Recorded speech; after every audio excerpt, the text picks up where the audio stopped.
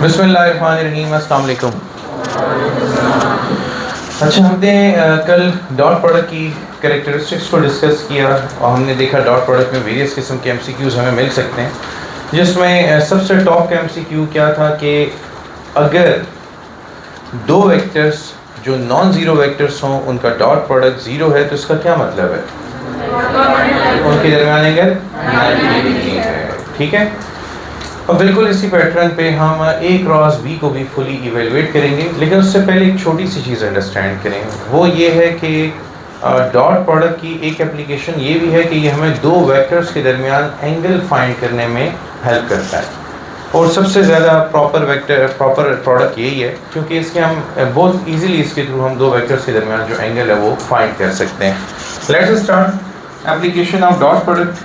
We have to find the angle between two vectors.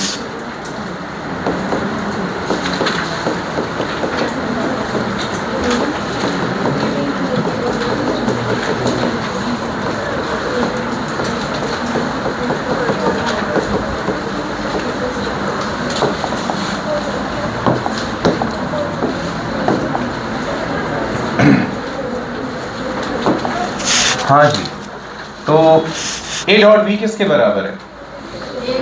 A B cos theta is equal to A dot B.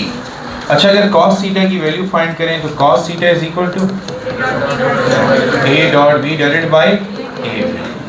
अब आप इस formula को use करके बहुत easily दो vectors के दरमियान एंगल फाइंड कर सकते हैं। मैं क्लियरली बताता चलूँ कि जब भी आपको दो वेक्टर्स के दरमियान एंगल फाइंड करने को कहेगा तो आपको ए और बी का मैग्नीट्यूड बताया गया होगा, ए डॉट बी बताया गया होगा, या ए क्रॉस बी का मैग्नीट्यूड बताया गया होगा। It's a very lengthy question कि वो आपको वेक्टर ए भी बता दे, वेक्टर बी भी बता दे, फिर आप उनका डॉट प्रोडक्ट भी निकालें, फिर उनके मैग्नीट्यूड्स भी निकालें, फिर उनके दरमियान कहीं जाके किसी शाम एक एंगल भी निकाल लें। तो that is very hectic and lengthy. होता क्या है, आपको इस किस्म का सवाल दिया जा सकता है इसके ऊपर कि फ़र्ज़ कीजिए A dot B square root 3 के बराबर है, magnitude of vector A square root 2 के बराबर है, magnitude of vector B square root 2 के बराबर है। तो इन वेक्टर्स के दरमियान एंगल क्या होगा? So you will simply put the values, things gonna happen for you on there on. cos theta is equal to A dot B की जगह अंडर रूट 3। अच्छा, ए का मैग्नीट्यूड, बी का मैग्नीट्यूड, इसको ऐसे लिख सकते हैं स्क्वायर रूट 2 होल स्क्वायर। तो स्क्वायर और स्क्वायर रूट क्या बचेगा? Square root 3/2। अब बताइए कौन से एंगल पे ये रिजल्ट आता है? 30 के एंगल पे। इसका मतलब कि वेक्टर्स के दरमियान कितना एंगल है? 30 डिग्री। अब यह 30 डिग्री वाला क्वेश्चन हम एक्सपेक्ट कर सकते हैं, या फिर मैं आपको डेटा बना के देता हूँ। जैसे आपको कह देगा ए डॉट बी का मैग्नीट्यूड स्क्वायर रूट 2 के बराबर है, ए का मैग्नीट्यूड स्क्वायर रूट 2 के बराबर है, बी का मैग्नीट्यूड स्क्वायर रूट 2 के बराबर है। बताइए कि ए और बी के दरमियान एंगल कितना होगा? 45। तो कैसे करेंगे? Again cos theta is equal to A dot B divided by magnitude of A magnitude of B. Cancel हो जाएगा, रिजल्ट क्या है? और ऐसा कितने एंगल पर होता है? 45 डिग्री पे। थर्ड कैटेगरी ये हो सकती है कि आपको कहे कि A dot B is equal to 1, magnitude of A is 1, magnitude of B is 2. What is the angle between the vectors? So again cos theta is equal to A dot B 1, A 1, B 2. The result is 1/2. So the angle is 60 degree. तो ये तीन किस्म के angles के तीन किस्म के questions हैं। फिर भी डॉट प्रोडक्ट आसान है, क्योंकि डॉट प्रोडक्ट में फॉर एग्जांपल मैं जब आपको कहता हूँ कि मुझे बताइए अगर वेक्टर ए 3i + 4j के बराबर है और वेक्टर बी 2i + बल्कि ऐसा करते हैं ऐसे 6i + 8j के बराबर है, तो क्विकली बताएं ए डॉट बी किसके बराबर होगा? A dot B is equal to 6 into 3 18, I dot I 1, 4 into 8 32, J dot J 32 plus 18 50। तो ये A डॉट B का मैग्नीट्यूड आ गया। बताइए इसका क्या मैग्नीट्यूड है यार? 3 4 5। इसका क्या मैग्नीट्यूड है? 10। समझ आई? तो अब आप cos theta is equal to 50 divided by 5 into 10। ये दोनों कैंसिल हो जाएंगे 50 50। तो मतलब cos थीटा किसके बराबर है? 1 के। तो theta is equal to 0 0 angle है दो वेक्टर के दरमियान। तो वो भी आप इंतहाई क्विकली कर सकते हैं बशर्ते कि ये कौन सा प्रोडक्ट हो। यस, क्रॉस प्रोडक्ट में ये चीज़ फिर बड़ी लंबी हो जाएगी। कैसे? जब हम क्रॉस प्रोडक्ट पढ़ते हैं तो उसमें ये चीज़ एक्सप्लेन भी होती है। चले आगे चलते हैं क्रॉस प्रोडक्ट की तरफ। कौन सी हुई? ये डॉट प्रोडक्ट में हमने वेक्टर्स को कल मल्टीप्लाई करना सीखा था ना। 6 into 3 18 I dot I 1 directly multiply करते हैं जिनमें कंपोनेंट सेम हो। एक्चुअली I डॉट I 1 है तो बस हम उन्हीं को मल्टीप्लाई करते हैं, क्योंकि अगर मैं 3 into 8 करूँ 24 तो I डॉट जैसे 0 आएगा। तो हमने ये लॉजिक अंडरस्टैंड की हुई है कि डॉट प्रोडक्ट में सिर्फ उन्हीं कंपोनेंट्स को आपस में मल्टीप्लाई करें जिनके यूनिट वेक्टर सेम है, क्योंकि I dot I J dot J K dot K is 1 and I dot J J dot K K dot I is 0।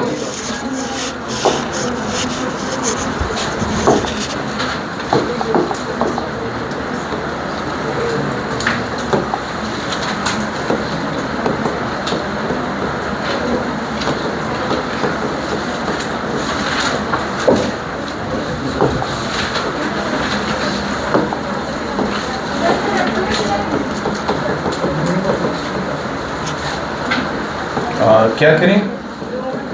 Zoom कर दूं? अच्छा, अब देखें, ठीक है।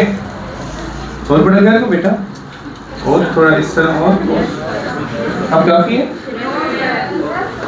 हाँ, वो आखिर में बच्ची बैठी है ना, उसको नजर नहीं आ रहा। मेरी बेटी शाबाश, और बड़ा करो, इससे बड़ा नहीं होता, छोटा नजर आ रहा है। अब देखो, अब बड़ा हुआ है, इतना काफी है। पर्सनल हो रहे हो मेरे साथ? चलो देखो, क्रॉस प्रोडक्ट का क्या मतलब है?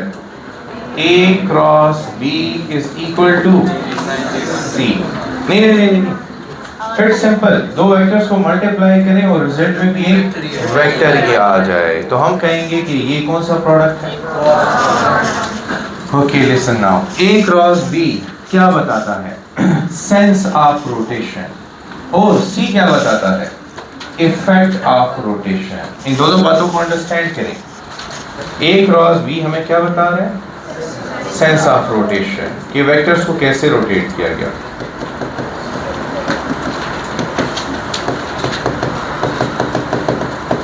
और C हमें क्या बताता है?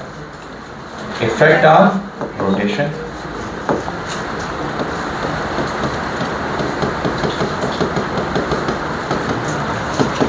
लास्ट में नजर आ रहा है बेटा? नजर आ रहा है? ओके, सो ये इफेक्ट ऑफ रोटेशन बताता है। लेट्स सी आप लोगों को सेंस ऑफ रोटेशन और इफेक्ट ऑफ रोटेशन के बारे में क्या पता है। अच्छा, ये हमारे पास दो वेक्टर्स हैं A and B। As you can see दोनों टेल टू टेल पड़े हैं। ये वेक्टर A है, ये वेक्टर B है, and this is the smaller angle between the tails of the two vectors. अब A क्रॉस B का क्या मतलब है? कि A को B की तरफ रोटेट किया गया है through smaller angle theta, A cross B। तो ये सेंस ऑफ रोटेशन बता रहे हो कि वेक्टर्स ऐसे रोटेट होंगे और उनका इफेक्ट अपवर्ड आएगा। अब ये अपवर्ड इफेक्ट आना मीन, चलो मैं अगर यहाँ पे लिख भी दूं राइट हैंड रूल के मुताबिक कि ये नया वेक्टर C अपवर्ड डायरेक्शन में है, तो ये कौन से रूल के मुताबिक? अच्छा, हम राइट हैंड रूल को जानते हैं, पढ़ा हुआ है, लेकिन अंडरस्टैंडिंग है या नहीं ये अभी पता चलेगा हमें कि हमने सिर्फ इसे पढ़ा हुआ है या सीखा हुआ भी है। What is right hand rule? चलो ये बताओ कि ये पंखे क्लॉकवाइज चलते हैं या एंटी क्लॉकवाइज? Anti clockwise. ठीक है, दो आंसर आ रहे हैं। और कुछ लोग देखो आप मुझसे पढ़ा हुआ है तो मुझे तो ना एक्सप्लेनेशन बताओ ना, ठहरो जरा नए स्टूडेंट्स को भी चेक करें। अच्छा अब इधर एक है सारे, जैसे कि ये सिंक होता है और सिंक में हम यूँ एक स्टॉपर लगा देते हैं और यहाँ पे पानी जमा हो जाता है बहुत सारा। जब हम ये स्टॉपर हटाएंगे तो ये पानी घूमता हुआ नीचे जाएगा ना। हाँ ये स्टॉपर ओपन कर दें, पानी घूमता हुआ नीचे जाएगा, तो ये पानी क्लॉकवाइज घूमता हुआ नीचे जाता है या anti clockwise? Anti clockwise. Clockwise.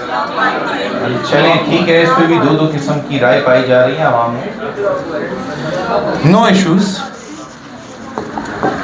फिर लाइक वो नट एंड बोल्ट आपने कभी यूज किए हो, इसे लूज करना है और हम यूज कर रहे हैं लेट से एक रेंच, तो इसे किस तरफ रोटेट करेंगे कि ये लूज हो जाए?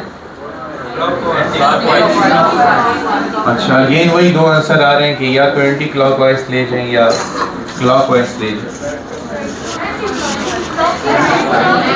हाँ देखिए मेरी बात, आप ये जो इशारे करके घुमा रहे हैं ऐसे ये ना करें, क्योंकि ये इशारों की बात नहीं है कि आप उंगली के इशारे से कहेंगे एंटी क्लॉकवाइज तो वो एंटी क्लॉकवाइज ही होगा, या आप उसको कहेंगे क्लॉकवाइज है तो वो क्लॉकवाइज ही होगा। Nothing like this, listen, understand, try to understand. होता बेसिकली ये है राइट हैंड रूल में कि आप सेंस और इफेक्ट दोनों को अंडरस्टैंड कर रहे हो। अगर आप इसको नहीं अंडरस्टैंड कर सकते तो हमेशा कंफ्यूजन होगी कि ये क्लॉकवाइज है एंटी क्लॉकवाइज है, लेकिन अगर आप इसको अंडरस्टैंड कर गए हो तो आंखें बंद करके बस आपने सिर्फ एक ही सिग्नल देना है, एक ही वर्ड कहना है, मैं समझ जाऊंगा कि आपको रूल आता है। यहाँ पे देखिए हम पूछ रहे हैं कि इस नट को लूज करना है तो कैसे घुमाएं। हम चाहते हैं कि नट बाहर आ जाए, राइट हैंड रूल है। अच्छा राइट, हम चाहते हैं कि नट बाहर आ जाए, तो point your thumb in the direction of nut, the direction of movement of nut. आप चाहते हैं कि मूवमेंट इस तरफ हो, नट की बाहर की तरफ हो, तो फिर आपकी फिंगर्स कैसे कर्ल कर रही हैं? एंटी क्लॉकवाइज कर्ल कर रही हैं। समझ आई कि नहीं आई? और अगर आप चाहते हैं कि नट टाइट हो जाए तो फिर आपका थंब इनवर्ड है तो फिंगर क्लॉकवाइज जाएगी, according to you it's clockwise. समझ आई कि नहीं आई? तो ये पानी किस तरफ जा रहा है घूमता हुआ? पानी नीचे की तरफ जा रहा है। जब पानी नीचे की तरफ जा रहा है तो फिंगर कैसे कर्ल करेंगी? क्लॉकवाइज कर्ल करेंगी। और फर्दर मोर पंखा हवा किस तरफ दे रहा है? नीचे की तरफ। जब पंखे की हवा नीचे की तरफ जा रही है तो मतलब पंखा क्लॉकवाइज घूमना चाहिए। अब ये पंखा लगाएं जरा,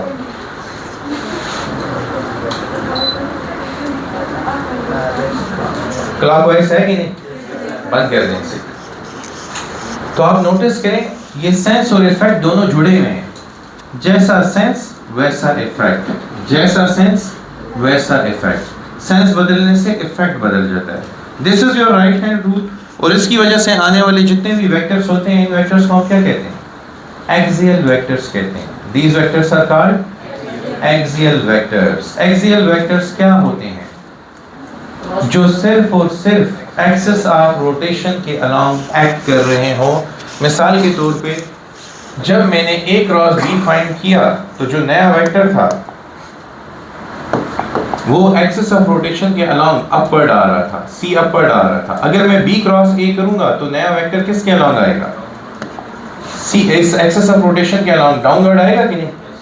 अगर मैं b से a की तरफ जाऊंगा तो ये देखें क्लॉकवाइज सेंस है तो इफेक्ट डाउन जाएगा, तो नया वेक्टर डाउनवर्ड होगा। तो ये रेड कलर की लाइन हमें क्या शो करती है? एक्सिस ऑफ रोटेशन को। और ये ब्लू कलर की लाइन हमें क्या देती है? इफेक्ट ऑफ रोटेशन को, जो इस वक्त पहले के मुकाबले में नीचे की तरफ है। और एक बात नोटिस करें, सेंस ऑफ रोटेशन में और इफेक्ट ऑफ रोटेशन में एंगल कितना है? हाँ, तो क्या मैं कह सकता हूँ कि ये और ये आपस में नॉन कोप्लेनर है? कह सकता हूँ। मिसाल देते हैं इसको, पेन दीजिएगा मुझे, ये दो पेन दें मुझे। ये देखें, अब ये एक्स एक्सिस है, वाई एक्सिस है और इस तरफ जेड एक्सिस है। ये कौन सा प्लेन है? एक्स जेड प्लेन है। ये कौन सा प्लेन है? एक्स वाई, और ये कौन सा प्लेन है? Y Z. अच्छा इधर देखिए आप, मैं ये वाला प्लेन ले रहा हूँ, एक्स जेड प्लेन जिस पे आप बैठे हुए हैं। एक्स जेड प्लेन में इधर देखिए, ये मेरे पास ये मेरे पास एक वेक्टर, ये मेरे पास दूसरा वेक्टर, ये दोनों सेम प्लेन में है। कौन से प्लेन में? एक्स जेड प्लेन में। लेकिन ये तीसरा वेक्टर इनका नॉन कोप्लेनर वेक्टर है कि नहीं? क्यों? क्योंकि ये इनके प्लेन से प्लेन के परपेंडिकुलर है, नॉर्मल की डायरेक्शन में है। तो ये इनका कौन सा वेक्टर हुआ? ये इनका कौन सा वेक्टर हुआ? ये इनका नॉन कोप्लेनर वेक्टर हुआ। और ये इनके साथ कितना एंगल बना रहा है? यहां से अब ठीक ठाक एमसीक्यूज जनरेट होंगे। समझ नहीं आई? अच्छा ठीक है, मैं दोबारा करता हूँ इसे। लुक एट, देखिए ये कौन सा वेक्टर है? ये अलोंग एक्स एक्सिस। ये कौन सा वेक्टर है? Along Z axis. अब ये दोनों कौन से प्लेन में? एक्स जेड प्लेन में। अगर मैं ए को बी की तरफ क्रॉस करूं तो according to right hand rule result upward आएगा कि नहीं? तो जो नया वेक्टर होगा वो इन दोनों के प्लेन के परपेंडिकुलर होगा, मतलब वो इनका नॉन कोप्लेनर वेक्टर होगा और दोनों के साथ 90 डिग्री का एंगल बना रहा होगा। समझ आई बात की? अच्छा अब इस चीज़ को अंडरस्टैंड कीजिएगा कि जब आप राइट हैंड रूल तो क्लियर है ना सबको, जब आप लिखते हैं A cross B is equal to C, कितने बहुत से एवेन्यूज ओपन हो जाते हैं। सिर्फ इसको मैं यहीं छोड़ता हूँ और ये जितने भी एवेन्यूज हैं वो हम यहाँ पे रिकॉर्ड करेंगे कि A cross B is equal to C लिखते ही we have so many concepts that we can write here. A cross B is equal to C से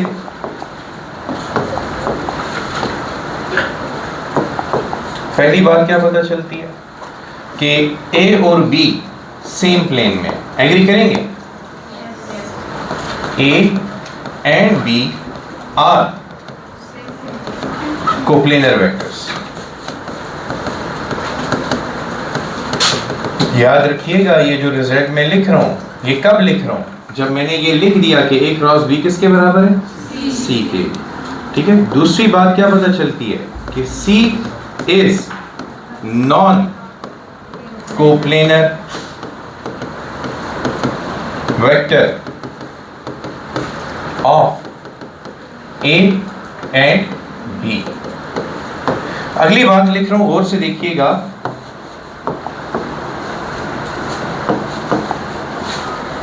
C is perpendicular to A and C is perpendicular to B। Agree करते हैं? अगर ऐसा है तो क्या आप इस बात का आंसर बता सकते हैं कि C डॉट A किसके बराबर होगा? 0। और C डॉट B किसके बराबर होगा? 0, क्योंकि दो परपेंडिकुलर वेक्टर्स का डॉट प्रोडक्ट क्या होता है? 0 होता है। तो ये बात ऑटोमेटिकली कंफर्म हो जाएगी। अच्छा अब ये बताएं कि अगर आपको ये फाइंड करना हो कि दो वेक्टर्स नॉन कोप्लेनर हैं तो क्या करेंगे आप? एक तीसरा वेक्टर, दो वेक्टर्स का नॉन कोप्लेनर वेक्टर है तो क्या करेंगे आप? ना आप उनका क्रॉस प्रोडक्ट निकालेंगे। अगर क्रॉस प्रोडक्ट निकालेंगे और वो तीसरा वेक्टर तो ऑटोमेटिकली उनके परपेंडिकुलर आता है। अगर ये कंडीशन सेटिस्फाई हो रही हो तो फिर सी दोनों का नॉन कोप्लेनर वेक्टर है, ए और बी दोनों का नॉन कोप्लेनर वेक्टर है। ऐसे हालात में सी का ए के साथ और सी का बी के साथ डॉट प्रोडक्ट क्या होगा? 0। तो मैथमेटिकली आप ये भी चेक कर सकते हैं कि अगर ए और बी का नॉन कोप्लेनर वेक्टर सी है तो फिर इन दोनों का डॉट प्रोडक्ट इसके साथ क्या होगा? 0 होगा। ये कंडीशन भी सेटिस्फाई हो सकती है। अच्छा फोर्थ में देखें, हमें उस डायग्राम से ये पता चला, मैं डायग्राम को रीड्रॉ कर देता हूँ।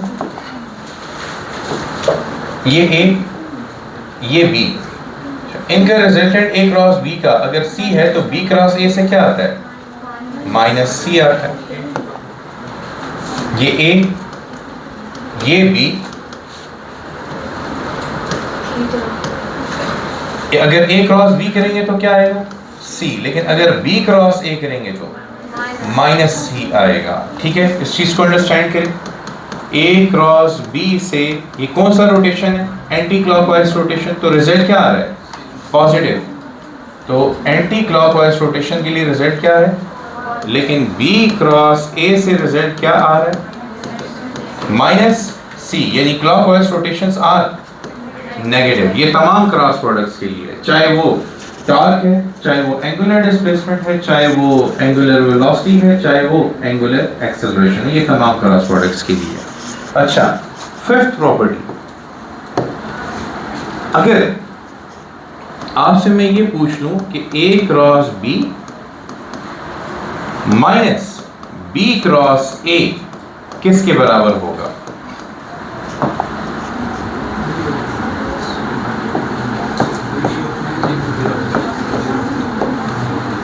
जीरो के बराबर होगा। 2 A क्रॉस B के बराबर होगा, नल वेक्टर के बराबर होगा या नन? हाँ,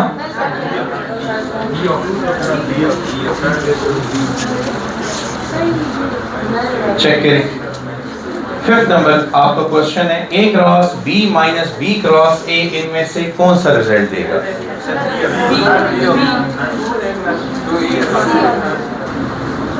अच्छा, आंसर देखें। ऐसा कि आंसर तो लिखा हुआ था A क्रॉस B किसके बराबर है, तो आप इधर देखें एक्सप्लेनेशन में A क्रॉस B, पैनिक नहीं करना इन क्वेश्चंस को देख के, ये बड़े आसान होते हैं, माइनस B क्रॉस A,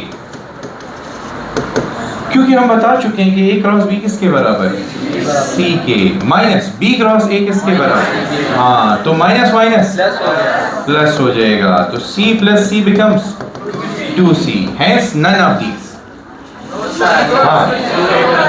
हाँ, क्योंकि C किसके बराबर है, इसलिए हम लिख देंगे A cross B into 2, C की जगह वैल्यू पुट कर दिया, C is equal to 2 into, मतलब वो C is equal to A cross B, तो 2 तो पहले से मौजूद था, तो आपका करेक्ट आंसर कौन सा होगा?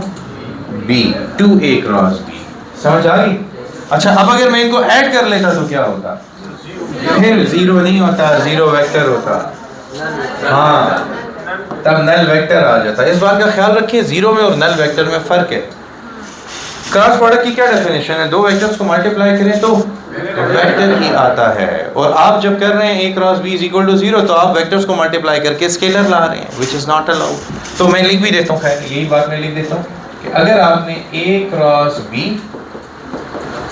प्लस B क्रॉस A कर दिया तो उससे रिजल्ट क्या आएगा? 0। गलत, क्योंकि दो वेक्टर्स के ऐड होने पर भी एक वेक्टर ही आना चाहिए। अब A क्रॉस B किसके बराबर है? C के, और B क्रॉस A किसके बराबर है? माइनस C के, और आप किसी भी वेक्टर को उसके नेगेटिव वेक्टर के साथ ऐड करते हैं तो रिजल्ट क्या आता है? नल वेक्टर आता है। क्रॉस प्रोडक्ट की डेफिनेशन नहीं वायलेट हो सकती। क्रॉस प्रोडक्ट के नतीजे में भी एक वेक्टर आएगा, और दो वेक्टर्स के ऐड या सब्ट्रैक्ट होने पर भी एक वेक्टर ही आना चाहिए, इसलिए ये रिजल्ट आएगा। अच्छा, 7, ये बड़े मजे का है। हाँ, डॉट प्रोडक्ट में जो रिजल्ट स्केलर आता है ना, तो उसके लिए 0 ही लेना है। A क्रॉस B मैग्नीट्यूड किसके बराबर होगा? अब अगर मैं प्रिंसिपली से ओपन करूं सिर्फ A क्रॉस B के लिए, तो A क्रॉस B किसके बराबर है? A B sin theta into unit vector n, where unit vector n की डायरेक्शन क्या होगी? Perpendicular to the plane contained by A and B। A and B के प्लेन के परपेंडिकुलर, ये कौन सा यूनिट वेक्टर है? नॉर्मल यूनिट वेक्टर है, and normal unit vector is always perpendicular to the plane defined by the two vectors. Normal unit vector की क्या direction होती है? किसी भी प्लेन के परपेंडिकुलर। तो अगर आप लोग लेट्स से, चले मैं आप लोगों को एक क्यूब ड्रॉ करके देता हूँ।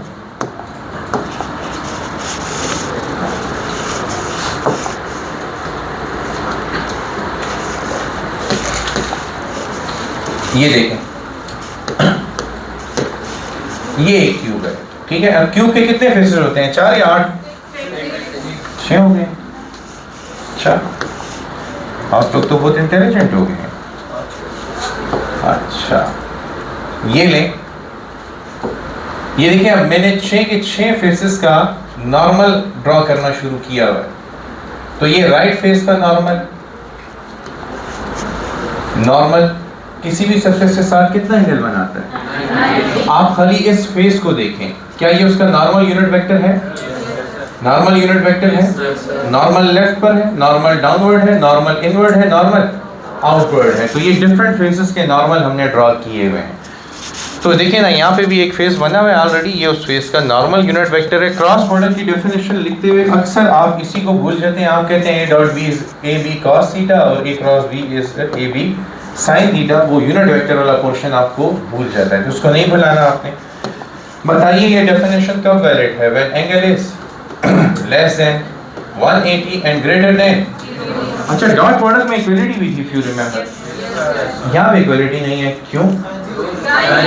साइन 0 भी 0 है और साइन 180 भी 0 है, इसलिए हमने यहाँ पे एक्सक्लूड किया हुआ है। Sine 0 is 0 and sine 180 is also 0। इसी पे तो प्रॉपर्टी जनरेट हुई है जो मैं आप लोगों को इंशाल्लाह पढ़ाऊंगा। अब याद करें, कल जब हम यहाँ पे पहुंचे थे ए डॉट बी में, तो मैंने क्या किया था?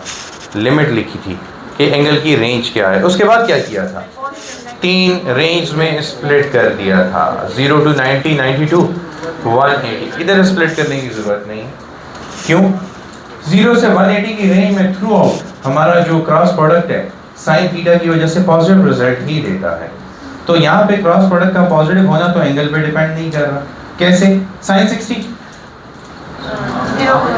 दोबारा से शुरू करते हैं। Sine 0, sine 30 0.5, sine 45, sine 60, sine 90, sine 120, 0.866। अब अगर मैं साइन 135 करूंगा तो 0.707, साइन 150 करूंगा तो 0.5, साइन 180 करूंगा तो 0। तो एंगल की वजह से क्रॉस प्रोडक्ट 0 to 180 की रेंज में नेगेटिव हो ही नहीं सकता। क्या क्रॉस प्रोडक्ट नेगेटिव होता है? क्या क्रॉस प्रोडक्ट नेगेटिव होता है? यस, अभी तो पढ़ा है हमने। किधर गया? A cross B is equal to C when the rotation is anti-clockwise, and B cross A is equal to when the rotation is clockwise. So cross product का पॉजिटिव या नेगेटिव होना किस पे डिपेंड करता है? सेंस ऑफ रोटेशन पे। किस पे डिपेंड नहीं करता? एंगल पे। आप अपनी टेक्स्ट बुक खोल के चेक कर लें, चैप्टर नंबर 2 टॉर्क में लिखा हुआ है कि 270 एंगल पर टॉर्क नेगेटिव होती है, व्हिच इज रॉन्ग। क्योंकि क्या 270 एंगल अलाउड है दो वेक्टर्स के दरमियान? दो वेक्टर्स तो कभी 270 के एंगल पे आ ही नहीं सकते। लेकिन ये बात आपकी टेक्स्ट बुक में गलत लिखी है, इसलिए इसका ख्याल कीजिएगा कि क्रॉस प्रोडक्ट का पॉजिटिव होना या नेगेटिव होना किस पे डिपेंड करता है? सेंस ऑफ रोटेशन पे। अगर sense of rotation anti clockwise है तो it is positive, sense of rotation clockwise है तो इट इज, ये एंटी क्लॉकवाइज रोटेशन लिख दिया मैंने और यहाँ पे क्लॉकवाइज रोटेशन मेंशन कर दिया। अच्छा, अब ये तो डिस्कस हो गया। अगर मैं सिर्फ और सिर्फ मैग्नीट्यूड पे बात करना चाहूँ कि A क्रॉस B का मैग्नीट्यूड क्या है, तो क्या लिखेंगे? A cross B magnitude is equal to AB sine theta into unit vector n का मैग्नीट्यूड। अब A B और साइन थीटा तो ऑलरेडी मैग्नीट्यूड ही है, A B साइन थीटा तो ऑलरेडी मैग्नीट्यूड है, तो हमें किसका मैग्नीट्यूड चाहिए? n का। n का मैग्नीट्यूड क्या होता है? What is the magnitude of normal unit vector? 1। किसी भी यूनिट वेक्टर का, चाहे वो नॉर्मल यूनिट वेक्टर हो, चाहे वो पोजीशन वेक्टर हो, चाहे वो i j k हो, इन सब का मैग्नीट्यूड क्या है? सो यहाँ पे 1 लिखने की वजह से रिजल्ट क्या आएगा? a b sin theta. So magnitude of a cross b is equal to a b sin theta. इस प्रॉपर्टी का यूज अब देखें। 9th नंबर, अगर आपको कह दे कि आप फाइंड करें कि A cross B magnitude square plus A dot B whole square. अब इधर मैग्नीट्यूड का सिंबल नहीं लगाया, क्यों? क्योंकि A डॉट B होता ही मैग्नीट्यूड है, वो तो होता ही स्केलर। इसलिए ये बताएं कि ये रिजल्ट किसके बराबर होगा? ऑप्शंस हैं आपके A B sine theta cos theta square में सारे के सारे, A square B square tangent square theta, A square B square sine square theta, A square B square. Solve करें, क्या आंसर है? अच्छा, ए स्क्वायर बी स्क्वायर कैसे आता है? Let's see. A cross B magnitude किसके बराबर है? A B sine theta whole square भी लगा plus A B cos theta whole square. Square को ऑपरेट करें तो A square B square sine square theta plus A square B square cos square theta, दोनों में common A square B square bracket में sine square theta plus cos square theta. अब ये किसके बराबर है? 1 के। तो रिजल्ट क्या आएगा? ए स्क्वायर बी स्क्वायर। समझ गए? अच्छा, ये 10 था ना? 9 था। अच्छा, 10th नंबर देखें। 10 number, what is the ratio of magnitude of cross product of two vectors to its dot product. Question सुने, what is the ratio of magnitude of cross product of two vector to its dot product. अब ये कौन सी trigonometric ratio आएगी? Tangent theta. That's really nice. Like यहाँ पे आपको कह देगा साइन थीटा आ सकता है या कॉस थीटा आ सकता है या टेंजेंट थीटा आ सकता है या नल। सो यहाँ पे आप क्या लिखेंगे? A B sine theta. यहाँ पे क्या लिखेंगे? A B cos theta. ये दोनों sine by cos. Tangent theta का दूसरा नाम क्या है? समझ आ गई? अच्छा, अब इसके टोटल 3 क्वेश्चन पॉसिबल हैं। वो 3 क्वेश्चन कौन कौन से एंगल्स के होंगे? 30, 45 एंड 60। देखो, हमें क्वेश्चंस पहले से पता होने चाहिए कि जिधर भी स्लोप आ जाएगी टेंजेंट थीटा आ जाएगा। 3 क्वेश्चन जरूर आ सकते हैं। वो क्या होगा? वो क्वेश्चन यूं होंगे, देखिए आपको कहेगा कि ए क्रॉस बी का जो मैग्नीट्यूड है, magnitude of A cross B that is equal to 6 square root 3 and magnitude of A dot and A dot B is equal to 6. What is the angle between two vectors? Come on. 60? अच्छा, check करते हैं। देखिए, एक question तो ये हमें देगा इस तरह। अब हम जानते हैं कि A cross B magnitude to its dot product is equal to tangent theta. A cross B किसके बराबर है? 6 square root 3। A dot B किसके बराबर है? 6 और 6। रिजल्ट क्या आएगा? Tangent theta is equal to square root 3, यानी theta is equal to tangent inverse of square root 3। वैसे बहरहाल हम पहले ही जानते हैं कि ये कौन से एंगल पे होता है। अच्छा, दूसरा क्वेश्चन इस पर क्या आ सकता है? आपको कहेगा ए क्रॉस बी मैग्नीट्यूड जो है वो 2 के बराबर है, ए डॉट बी वो भी 2 के बराबर। बताइए वेक्टर्स के दरमियान एंगल। हाँ, तो वो कौन सा एंगल है जिस पे डॉट प्रोडक्ट और क्रॉस प्रोडक्ट का मैग्नीट्यूड सेम हो जाएगा? 45। और अगर आपको याद हो तो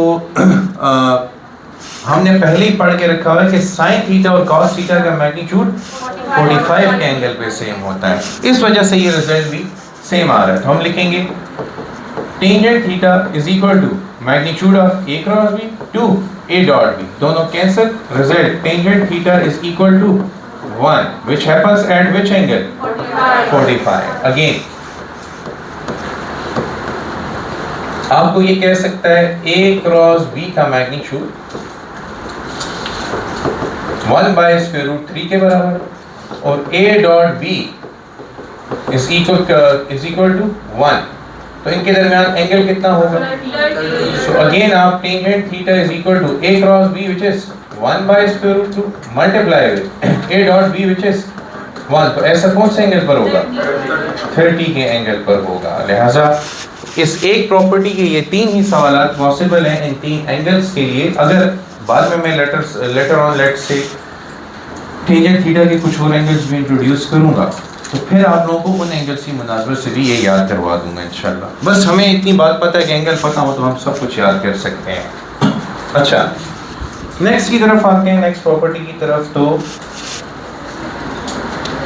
अब एंगल्स को देख लेते हैं मैग्नीट्यूड वाइज।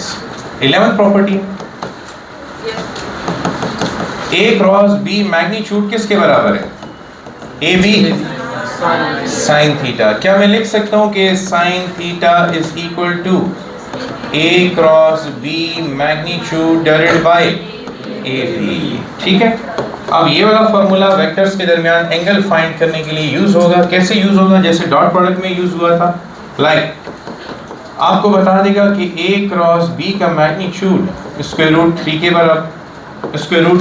के बराबर है और मैग्नीट्यूड ऑफ ए 1 है और मैग्नीट्यूड ऑफ बी 2 है। बताइए वेक्टर्स के दरमियान एंगल क्या है? तो आप लिखेंगे sine theta is equal to A cross B की जगह अंडर रूट 3, ए की जगह 1, बी की जगह 2 is equal to square root 3/2। ऐसा कौन सा एंगल पे होता है? 60 के एंगल पे। समझ आ रही?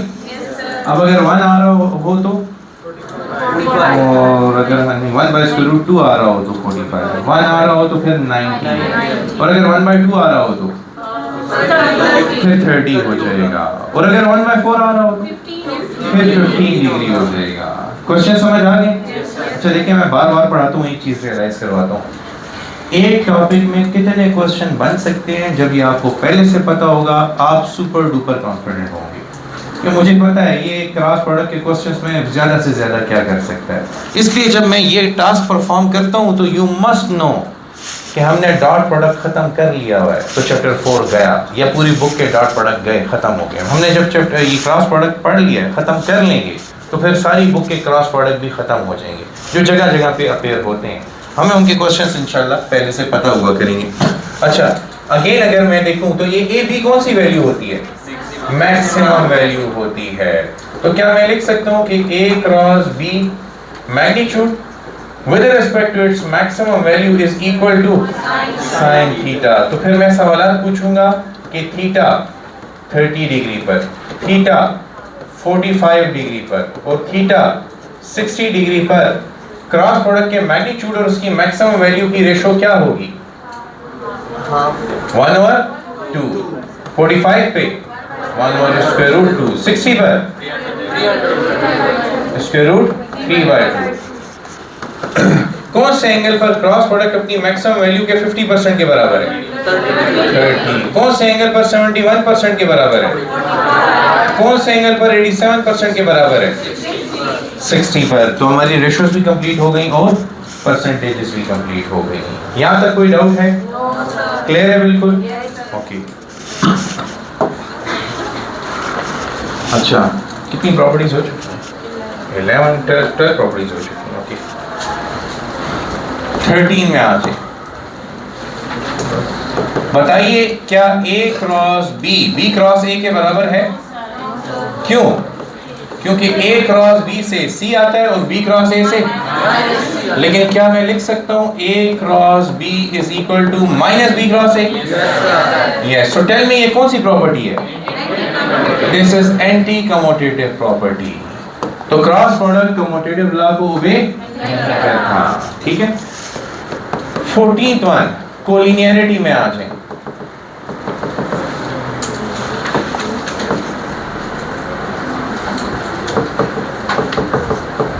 कोलिनियरिटी का क्या मतलब है? कि वेक्टर के दरमियान एंगल क्या होगा? अच्छा, या तो एंगल 0 होगा या एंगल, अगर एंगल 0 हो तो ये कौन से वेक्टर हैं? पैरेलल। तो ये पैरेललिज्म की बात कर रहा है। और अगर एंगल 180 हो तो, वैसे हम पढ़ चुके हैं ये यानी sine 0 is 0, sine 180 is also. तो मुझे बताएं कि ए क्रॉस बी का मैग्नीट्यूड या ए क्रॉस बी 0 के एंगल पर क्या रिजल्ट देगा? Sine 0 is 0 into null, 0 into A B is 0 into unit vector is null vector. क्या आएगा? इसी तरह जब मैं एंटी पैरेललिज्म के लिए फाइंड करूंगा तब भी आपके पास a cross b is equal to a b sin 180 sin 180 into unit vector है, क्योंकि ये क्वांटिटी 0 है. 0 into a b is 0, 0 into null into unit vector becomes. अच्छा ठीक है, ये तो हमने पहले भी पढ़ा है, हमें पता था, फिर मैं दोबारा क्यों लिख रहा हूँ. डॉट प्रोडक्ट की मैंने आज के ही लेक्चर में बताया सबसे प्राइम प्रॉपर्टी क्या है, सबसे मखसूस प्रॉपर्टी. हाँ, ऑर्थोगोनैलिटी. अगर दो नॉन जीरो वेक्टर्स का डॉट प्रोडक्ट जीरो है तो इसका मतलब उनके दरमियान एंगल. अब ये तो पता लग गया कि कैसे फाइंड करें कि दो वेक्टर्स एक दूसरे के परपेंडिकुलर वेक्टर्स हैं या नहीं, लेकिन ये नहीं पूछा कि ये कैसे पता चले कि दो वेक्टर्स कोलिनियर हैं या नहीं. तो कोलिनियरिटी के लिए क्या चेक करेंगे, क्रॉस प्रोडक्ट. अगर दो वेक्टर्स का क्रॉस प्रोडक्ट नल वेक्टर आ रहा है, इसका मतलब वो वेक्टर्स कौन से हैं, कोलिनियर वेक्टर हैं. तो एक जगह पे ऑर्थोगोनैलिटी का इस्तेमाल हुआ है, दूसरी जगह पे कोलिनियरिटी का फायदा मिल गया है. डॉट प्रोडक्ट ऑर्थोगोनैलिटी को और क्रॉस प्रोडक्ट कोलिनियरिटी को एक्सप्लेन करेगा. ठीक है, okay.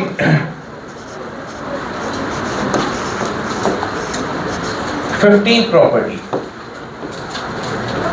Unit vectors i cross j किसके बराबर होंगे. इधर देखें, ये i j और k के लिए मैंने x y z directions draw की, एक्सेस ड्रॉ किए, x y z एक्सेस. अच्छा, यहाँ पे यूनिट वेक्टर i, यहाँ पे j और यहाँ पे k. अब बताइए i क्रॉस j किसके बराबर होगा, k के. j क्रॉस k i के और k क्रॉस i. तो ये anti clockwise sense of rotation है, इसीलिए रिजल्ट पॉजिटिव है. लेकिन अगर मैं j क्रॉस i करूं, i क्रॉस k करूं और फिर k क्रॉस j करूं, तो i cross j is equal to k. अब मैथमेटिकल प्रूफ देखें. i cross j is equal to magnitude of i, magnitude of j, sine of angle which is 90 into unit vector n. लेकिन इन दोनों के plane के perpendicular तो n नहीं है ना, कौन है, k है, इसलिए हम यहाँ पे k लिखते हैं. Magnitude of i is 1, magnitude of j is 1, sin 90 is 1. So the result is i cross j is equal to k. Although इसकी आपको कभी जरूरत नहीं पड़ेगी कि आप इसको डिराइव करें या प्रूव करें, वो डायग्राम से अगर आपको आता है, जब भी क्रॉस प्रोडक्ट आए बस पहले डायग्राम ड्रॉ कर दें. जब भी क्रॉस प्रोडक्ट आए पहले डायग्राम ड्रॉ कर दें और मजे करें, आपके रिजल्ट खुद ब खुद सामने आना शुरू हो जाएंगे. तो आपने डायग्राम से मदद लेनी है इस प्रॉपर्टी के लिए. सो मैंने आपको यहाँ पे बता दिए रिजल्ट, अब लिख देता हूँ. i cross j is k, j cross k i and k cross i is j. अच्छा, अगर i क्रॉस j k है तो फिर j क्रॉस i किसके बराबर है, कौन सी प्रॉपर्टी है, एंटी कम्यूटेटिव. अगर j क्रॉस k i है तो फिर k cross j minus i है. अगर k क्रॉस i j है तो फिर i cross k minus j के बराबर होगा.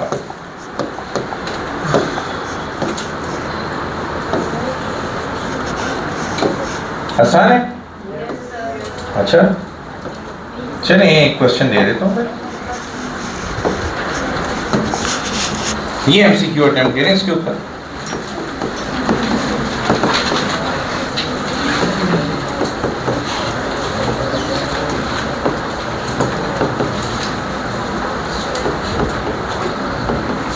हाँ जी, i cross j minus j cross i किसके बराबर है,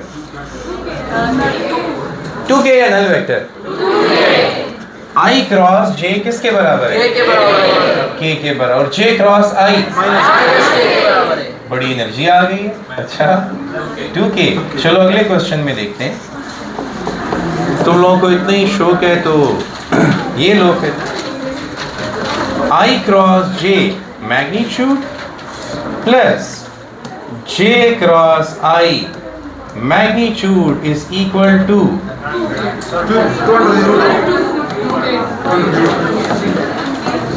2.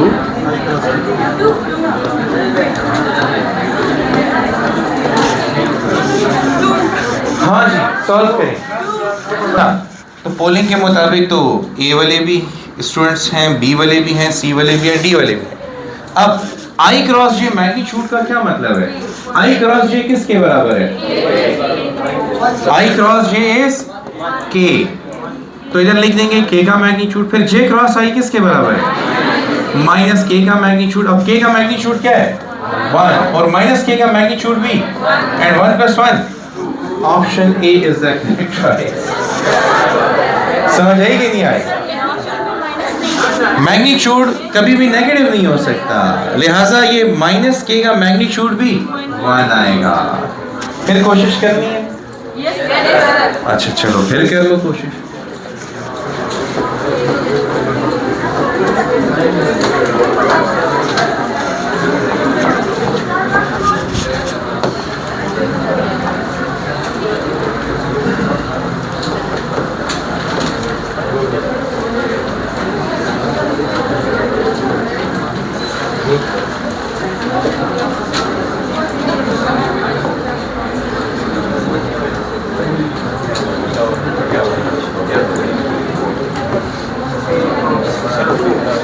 चलें शुरू हो जाए। हाँ जी, क्या आंसर आएगा? ए। अच्छा, आई क्रॉस जे के का मैग्नीट्यूड प्लस आई क्रॉस के माइनस जे, लेकिन इसका मैग्नीट्यूड तो 1 है और इसका मैग्नीट्यूड भी, सो द रिजल्ट इज 2। देखिए फिर पहली दफा में आपको फिर भी कंफ्यूजन थी, but you attempted it second time, you are crystal clear कि क्या आंसर है। इसी से जुड़ा एक और सवाल अटेम्प्ट करें। If you are asked K I cross J cross K cross I is equal to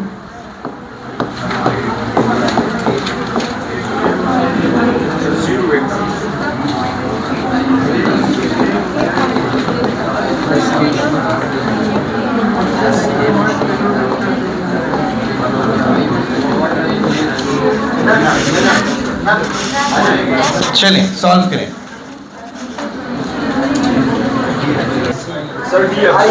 क्या आंसर है? 1 नन। अच्छा, आई क्रॉस जे के क्रॉस के क्रॉस आई माइनस जे। अब नेगेटिव साइन, के क्रॉस आई प्लस जे। अच्छा, तो प्लस को के क्रॉस आई इज जे। अब के क्रॉस जे माइनस आई, तो इट्स नन। अब देखो यहाँ पे सारे क्रॉस प्रोडक्ट है, तो स्केलर तो आ नहीं सकता था, लाइक ये नहीं आ सकता था, 1 नहीं आ सकता था। क्विकली एलिमिनेट करना था कि या तो के है या तो नन ऑफ दीज है।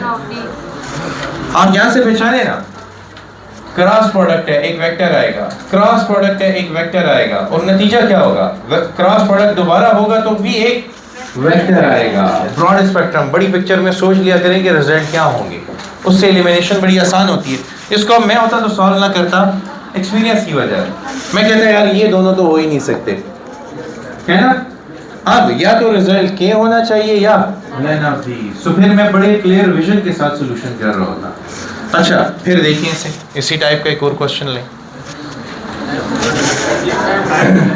Okay, let's do one question मोर।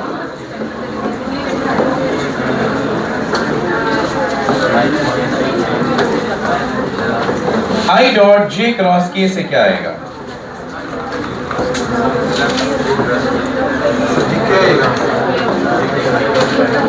आपके ऑप्शंस हैं 0 1 नल वेक्टर नल।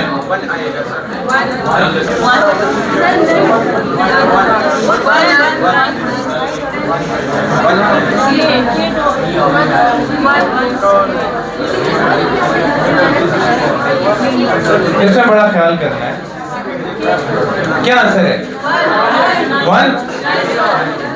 चेक करें इधर, देखिए अगर आप ऐसा करें कि आप पहले आई डॉट के ऑपरेट करें, तो आई डॉट जे ऑपरेट करें, तो आई डॉट जे किसके बराबर है? 0 के बराबर है। फिर क्रॉस के, और ये पॉसिबल नहीं है। ये पॉसिबल क्यों नहीं है? क्योंकि स्केलर वेक्टर के साथ क्रॉस नहीं कर सकता। मल्टीप्लाई हो सकता है, क्रॉस में नहीं मल्टीप्लाई हो सकता, डॉट में नहीं मल्टीप्लाई हो सकता, तो ये तो अलाउड नहीं था। लिहाजा ओनली ऑप्शन क्या था कि हम इसे आई डॉट जे क्रॉस के करते। अब अगर इस ब्रैकेट को पहले सॉल्व किया जाए तो आई डॉट जे क्रॉस के से क्या आता है? आई आता है। अब आई और आई का डॉट पॉसिबल है, तो I dot I is, which is option B. समझ आई? चलिए, थैंक यू फॉर टुडे।